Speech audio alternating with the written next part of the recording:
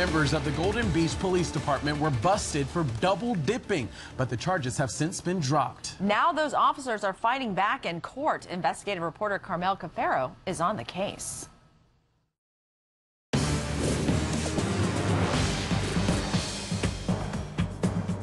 For 16 years, Lyndean Peters was a man in blue, proud to be a police officer.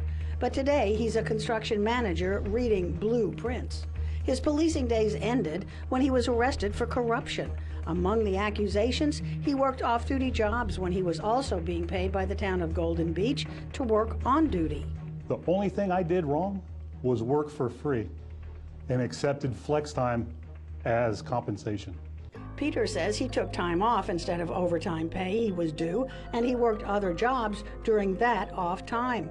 For 3 years, he and 2 fellow officers lived with criminal cases hanging over their heads for issues related to their pay. But all charges were dropped. It has ruined my life, period. I'm trying to make the best do what I have, but it really has ruined my life. A 4th officer, John ANTERIO, resigned and was not charged. However, he had a nervous breakdown. This incident has ruined my brother's life. I physically take care of him now. His brother James talked with us via Skype from Missouri. I grew up looking up to him, but now I look in on him.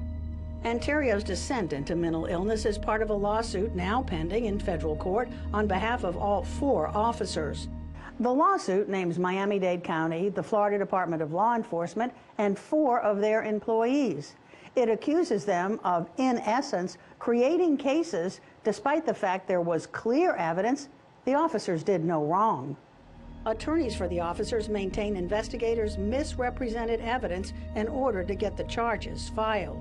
There was no criminal activity from the beginning. There was substantial evidence that would have shown that. Our request for interviews with the defendants were turned down. In court filings, it's clear they will fight the lawsuit. And FDLE did tell 7 News it stands by its investigation. Meanwhile, Peters works to rebuild his life and hopes the lawsuit will help rebuild his reputation. If they will do this to me, what do they think they would do to you, John Q. Citizen? And that's why he thinks we should all watch this case very closely. Carmel Cafiero, 7 News. And to read the officer's lawsuit and the defendant's court filings, you can log on to WSVN.com and click on Carmel on the case story. And if you think there is something that Carmel should investigate, you can give her a call at the numbers you see on your screen, or you can send an email to clue@WSVN.com. You can also send a tweet to @Carmel on the case.